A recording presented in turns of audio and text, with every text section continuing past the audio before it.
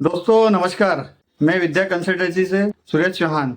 मैंने पिछले वीडियो में आपको बताया था कि श्रम कानून में जो नए नए प्रावधान हुए हैं उसमें पुराने प्रावधान में नए जो बने 4 कानून उसमें क्या क्या बताया गया विस्तृत से रूप से मैंने आपको बताया था। आज मैं आपको खाली कंपेरिजन बताऊंगा कि नए पुराने कानून और नए कानून में क्या प्रावधान में क्या क्या बदलाव हुए हैं। वेतन संहिता 2019, code of wages, minimum wages, bonus act, equivalent wage पेम और पेमेंट ऑफ वेजेस, इस 4 एक्ट को इसमें वेज कोड में शामिल किया गया है। इसका क्षेत्र क्या होगा? इसका क्षेत्र यह है कि ओवर टाइम जो रहता था, ओवर टाइम मजदूरी जो होती थी, सामान्यतः 1.5 गुना वेतन का कानून अलग अलग क्षेत्रों में अलग अलग होता था। अब सामान्य वेतन से 2 गुना अधिक देना होगा। इसमें इसे डबल ओवर टाइम माना जाएगा, डबल ओवर टाइम देना होगा। दूसरा है नियुक्ति पत्र। नियुक्ति पत्र सभी क्षेत्रों में अनिवार्य नहीं था।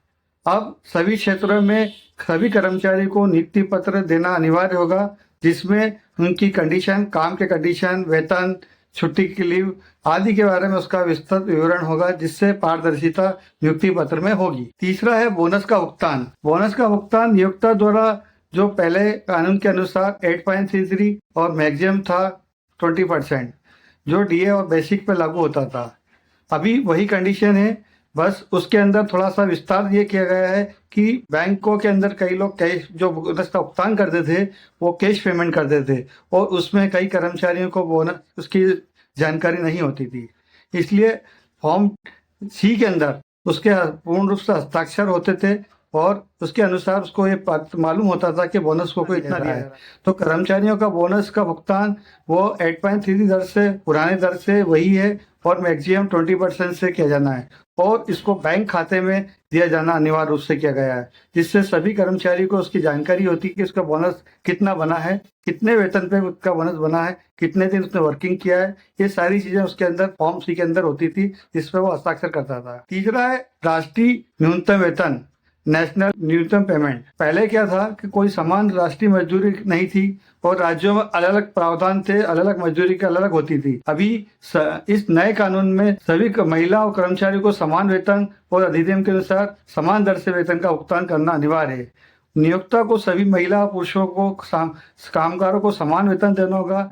न्यूनतम वेतन इस स्तर सुनिश्चित करने के लिए शुरू किया गया है यह नया कानून। तीसरा कानून औद्योगिक संबंध संहिता, industrial relation code 2020, trade union strike layout. इस प्रकार से 3 कानून को इसमें शामिल किया गया है। इसमें हड़तालें और तालाबंदी, पहले के टाइम में नोटिस पीरियड जो होता था उसमें एक्चुअल में टाइम कम था, जिसके अंदर अलग अलग कानून के तहत थे। अब किसी को भी स्ट्राइक और निकासी के लिए 14 दिन का नोटिस देना अनिवार्य रूप से होगा। इसी के कानून में स्थायी आदेश, स्टैंडिंग ऑर्डर जो होता था वो 100 कर्मचारियों पे पहले प्रतिष्ठानों पे लागू होता था, अब श्रमिकों को इसे बढ़ाकर 300 कर दिया गया है। अब इसी कानून में छटनी और कर्मचारियों की कटौती की मंजूरी, 100 कर्मचारियों वाले प्रतिष्ठानों के लिए सरकारी अनुमति आवश्यक थी पुराने कानून में, अब 300 श्रमिकों के अनुमोदन की आवश्यकता होगी। पुनर्कौशल निधि, रिस्ट्राइक फंड, पहले कोई प्रावधान नहीं था, अब कर्मचारी छुट्टी के लिए श्रमिकों के लिए पुनर्कौशल निधि का योगदान देना अनिवार्य होगा। तीसरा कानून है सामाजिक सुरक्षा संहिता।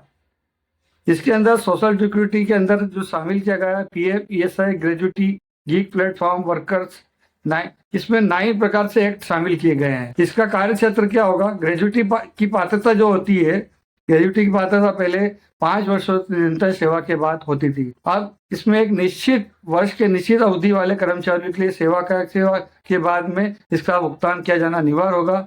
स्थायी कर्मचारियों के लिए 5 वर्ष का ही प्रावधान रखा गया है। सामाजिक सुरक्षा कवरेज, संगठित क्षेत्र के श्रमिकों तक सीमित था ये पहले, अब सार्वभौमिक कवरेज है जिसमें अनौपचारिक गीग और प्लेटफॉर्म कार्यता भी शामिल है। इसका दायरा बढ़ गया है। निश्चित अवधि का रोजगार, पहले पुराने प्रावधान में स्थायी कर्मचारियों के समान लाभ नहीं था, अब स्थायी कर्मचारियों के समान ही सभी लाभ इसमें ग्रेजुटी में शामिल होंगे। पीएफ और ईएसआई का कवरेज, पीएफ और ईएसआई का कवरेज पहले कुछ सीमित क्षेत्रों तक सीमित था, अब इसमें सभी पीएफ कर्मचारी इनके अंदर आएंगे, जिसकी अधिकतम सीमा पीएफ के अंदर 15,000 और ईएसआई में 21,000 रुपए के दायरे में है। इन श्रमिकों को शामिल किया गया है, जिससे सारे कवरेज और इसको पूरे देश में लागू किया गया। समयबद्ध पीपीएफ कर्मचारी भविष्य निधि, जैसे पीएफ में कभी इंक्वायरी होती थी, इंस्पेक्शन होता था, उसका कोई समय बंधन नहीं था पहले। अब इसके अंदर ईपीएफ संबंधी जांच वसूली कार्रवाई शुरू करने के लिए 5 साल की सीमा अवधि निर्धारित की गई है, जिसे 2 साल के भीतर का पूरा करना होगा,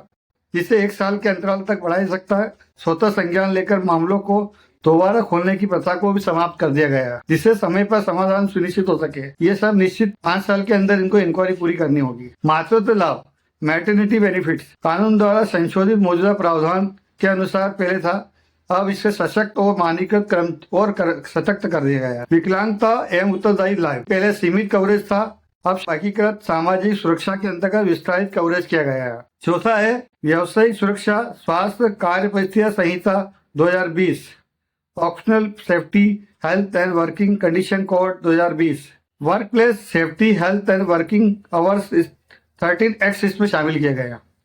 इसमें 13 प्रकार के एक्ट शामिल हैं, जिसमें कार्य क्षेत्र इसका वार्षिक अवकाश पात्रता, इसमें 1 वर्ष में पहले से 240 दिन कार्य करने के बाद ही 20 दिन के अवकाश की भी 1 दिन छुट्टी पात्रता होती थी। अब इसमें इसको कम घटाकर 180 दिन कार्य क्षेत्र की पात्रता कर दी है, पर 1 दिन का अर्जित अवकाश देना अनिवार्य होता है और इसको मेंटेन करना भी अनिवार्य है, सभी श्रमिकों को इसका लाभ मिल सके, इसलिए इसकी छुट्टी की पात्रता घटाकर 180 दिन कर दिया गया। स्वास्थ्य जांच खतरनाक उद्योग, सीमित प्रावधान था पहले, अब इसके अंदर इस नए कानून में 40 वर्ष से अधिक की आयु वाले कर्मचारी को अनिवार्य रूप से वार्षिक चिकित्सा जांच अनिवार्य कर दी गई है। कार्य के घंटे सामान्यतः प्रतिदिन 8 घंटे, सप्ताह में 48 घंटे। लचीलापन ये कर दिया गया है, प्रतिदिन अधिकतम 12 घंटे भी कार्य लिया सकता है, सप्ताह के रहेंगे दिन घंटे उसके 48 घंटे ही। महिला श्रमिक, रात्रि कालों में पहले प्रतिदिन था महिलाओं को, अब लचीलापन ये कर दिया गया है कि सुरक्षा व्यवस्था के साथ में रात में भी कार्य कर सकेगी, वो भी उसमें अनुमति होने के बाद ही रात्रि काल में उसे कार्य के लिया सकता है। कार्य करने की स्थिति के मानक पहले 29 कानून के अंदर खंडित था ये, अब इसको सुरक्षा स्वास्थ्य और कल्याण सुविधाओं के लिए एकीकृत किया गया है, जिसमें इन चारों कानून के अंतर्गत बना के इसे शामिल करके नया कानून 21 नवंबर 2025 से इसे लागू कर दिया गया है। मेरे इस चैनल को विद्या कंसल्टेंसी नाम से इस चैनल को आप लाइक करें, शेयर करें। दोस्तों, अधिक जानकारी के लिए मैं आगे भी आपको अलग अलग को और बताते रहूंगा। धन्यवाद।